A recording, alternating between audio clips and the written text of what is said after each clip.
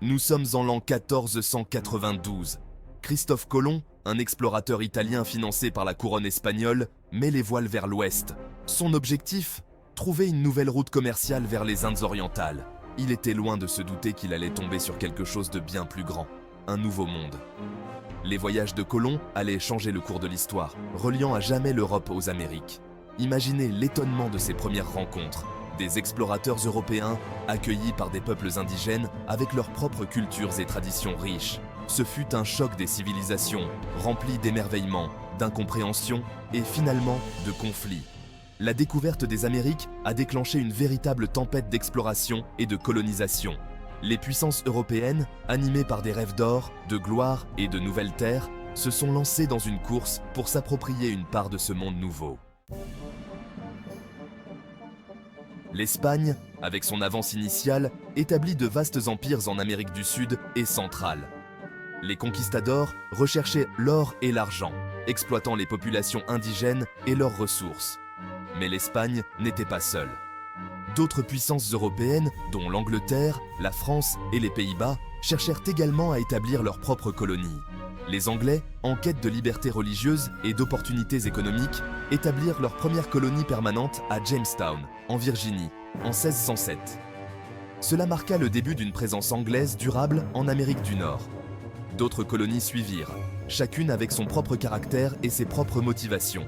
Les Français, concentrés sur la traite des fourrures, établirent des colonies au Canada et le long du fleuve Mississippi.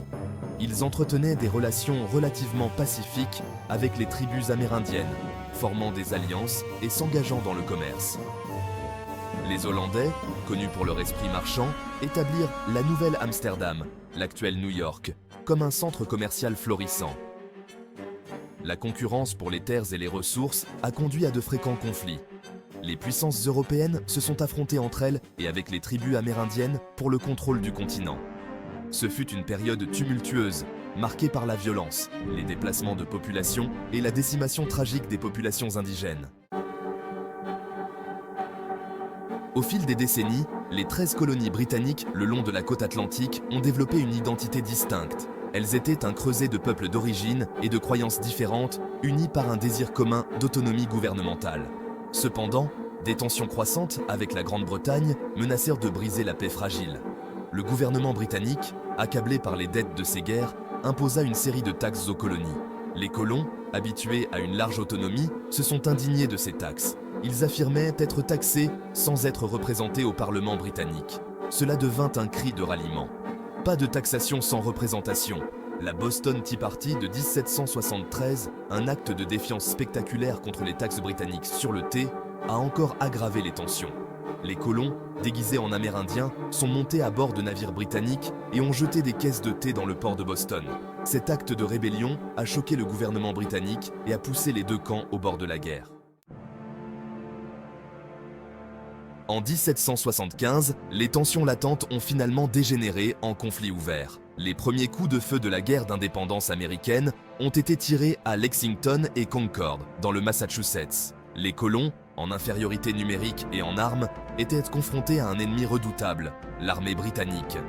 Pourtant, les colons étaient déterminés à se battre pour leur liberté. Ils formèrent une armée continentale, dirigée par le brillant stratège et futur président George Washington.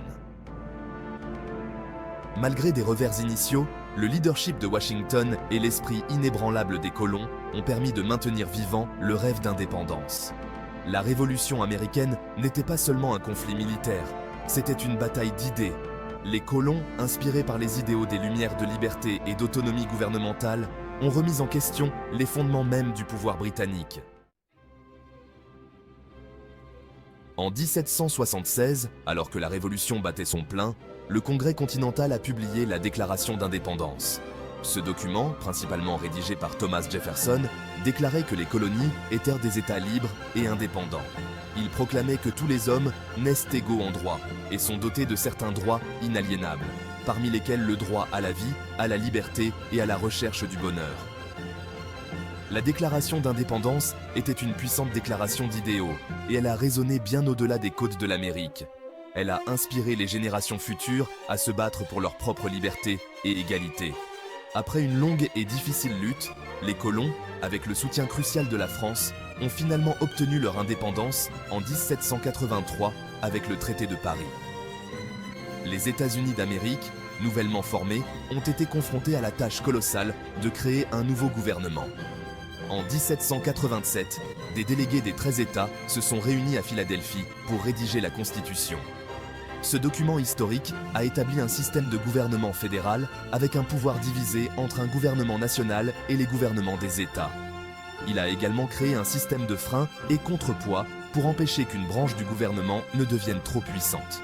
La Constitution, ratifiée en 1788, reste la loi suprême du pays à ce jour. La jeune nation a dû faire face à de nombreux défis au cours de ses premières années, notamment des divisions internes et des menaces extérieures. L'un des défis les plus importants a été la question de l'esclavage, qui finira par déchirer la nation. Au milieu du 19e siècle, les États-Unis étaient profondément divisés sur la question de l'esclavage. Le Nord, avec son économie industrielle en pleine croissance, considérait de plus en plus l'esclavage comme immoral et économiquement inutile.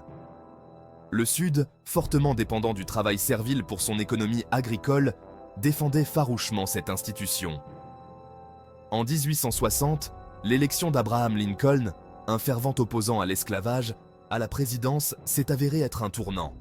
Les États du Sud, craignant que l'élection de Lincoln ne conduise à la fin de l'esclavage, ont fait sécession de l'Union et ont formé les États confédérés d'Amérique. La guerre de sécession avait commencé. Lincoln, déterminé à préserver l'Union, a mené le Nord dans un conflit sanglant contre le Sud. En 1863, il a publié la proclamation d'émancipation, déclarant que tous les esclaves des territoires contrôlés par les Confédérés devaient être libérés. Cette mesure audacieuse a transformé la guerre en une croisade morale contre l'esclavage.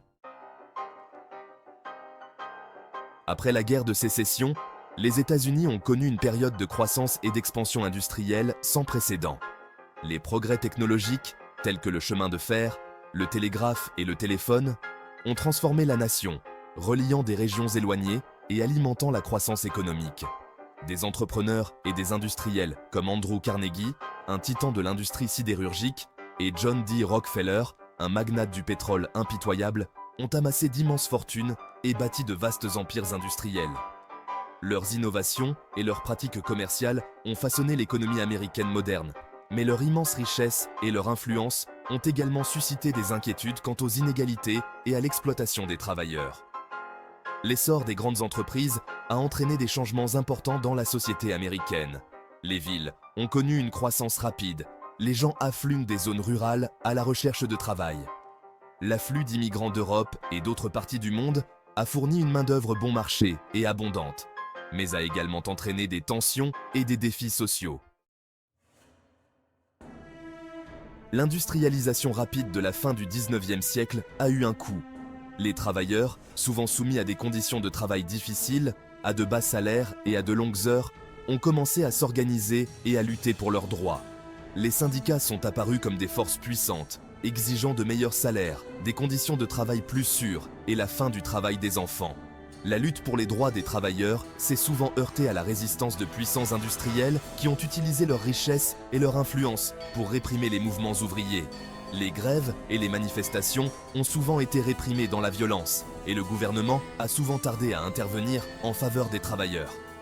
Malgré les difficultés qu'ils ont rencontrées, les syndicats ont obtenu des avancées significatives, remportant des victoires importantes telles que la journée de travail de 8 heures et l'abolition du travail des enfants. Le mouvement ouvrier a joué un rôle crucial dans l'amélioration de la vie des travailleurs américains et a continué à lutter pour les droits des travailleurs tout au long du XXe siècle. À l'aube du XXe siècle, les États-Unis s'imposent comme une puissance mondiale. La guerre hispano-américaine de 1898, au cours de laquelle les États-Unis ont vaincu l'Espagne de manière décisive, a marqué un tournant dans la politique étrangère américaine. Les États-Unis ont acquis de nouveaux territoires, notamment Porto Rico, Guam et les Philippines, étendant ainsi leur influence dans les Caraïbes et le Pacifique. La Première Guerre mondiale, qui a éclaté en Europe en 1914, a mis à l'épreuve la neutralité américaine. Initialement réticents à intervenir dans un conflit européen, les États-Unis ont finalement été entraînés dans la guerre en 1917 après les attaques de sous-marins allemands contre des navires américains. Sous la direction du président Woodrow Wilson, les États-Unis ont joué un rôle décisif dans la victoire des Alliés. Wilson, un dirigeant visionnaire, a cherché à créer un ordre mondial plus pacifique et plus juste après les ravages de la Première Guerre mondiale. Il a plaidé en faveur de la création de la Société des Nations, un précurseur des Nations Unies. Mais les États-Unis, méfiants à l'égard des engagements étrangers, ont finalement refusé d'y adhérer. Les années folles, une période de prospérité économique et de changement culturel, ont été suivies par la Grande Dépression. Une crise économique dévastatrice qui a frappé la nation et le monde entier. Franklin D. Roosevelt, élu président en 1932, a mis en œuvre une série de programmes connus sous le nom de New Deal afin de fournir secours, reprise et réformes. Le New Deal a permis d'atténuer les pires effets de la dépression et a profondément remodelé le rôle du gouvernement dans la vie américaine. La Seconde Guerre mondiale, qui a éclaté en Europe en 1939, a de nouveau entraîné les États-Unis dans un conflit mondial. L'attaque de Pearl Harbor par le Japon en 1941 a galvanisé l'opinion publique américaine et les États-Unis sont entrés en guerre aux côtés des Alliés. Au lendemain de la Seconde Guerre mondiale, les États-Unis sont devenus une superpuissance, engagée dans une guerre froide avec l'Union soviétique. Ce conflit idéologique a façonné la politique mondiale pendant des décennies. Sur le plan intérieur, les États-Unis ont été aux prises avec l'héritage de leur passé, en particulier la question de la ségrégation raciale. Le mouvement des droits civiques, dirigé par des personnalités courageuses comme Martin Luther King Jr., a contesté les lois Jim Crow et s'est battu pour l'égalité des droits pour les Afro-Américains. Grâce à des manifestations pacifiques et à des actes de désobéissance civile, le mouvement a remporté des victoires significatives, notamment la loi sur les droits civiques de 1964 et la loi sur le droit de vote de 1965. Les États-Unis ont parcouru un long chemin depuis leurs humbles débuts en tant que groupe de colonies accrochées à la côte atlantique. Ils ont traversé d'innombrables tempêtes, des révolutions et des guerres civiles aux dépressions économiques et aux conflits mondiaux. Pourtant, malgré tout, l'esprit américain, cette croyance durable en la liberté, l'opportunité et l'autonomie gouvernementale, a prévalu. Les États-Unis ont apporté des contributions significatives au monde, de leurs innovations dans les domaines de la science, de la technologie et de la médecine, à leurs exportations culturelles dans les domaines de la musique, du cinéma et de la littérature. Cependant, leur histoire est également marquée par des contradictions et des complexités. Les États-Unis continuent de se débattre avec l'héritage de leur passé, s'efforçant de créer une société plus juste et plus équitable pour tous leurs citoyens. Leur rôle au XXIe siècle est encore en cours d'écriture. Mais une chose est certaine, les États-Unis, avec leur esprit d'entreprise et leur capacité de réinvention, continueront à façonner le monde pour les générations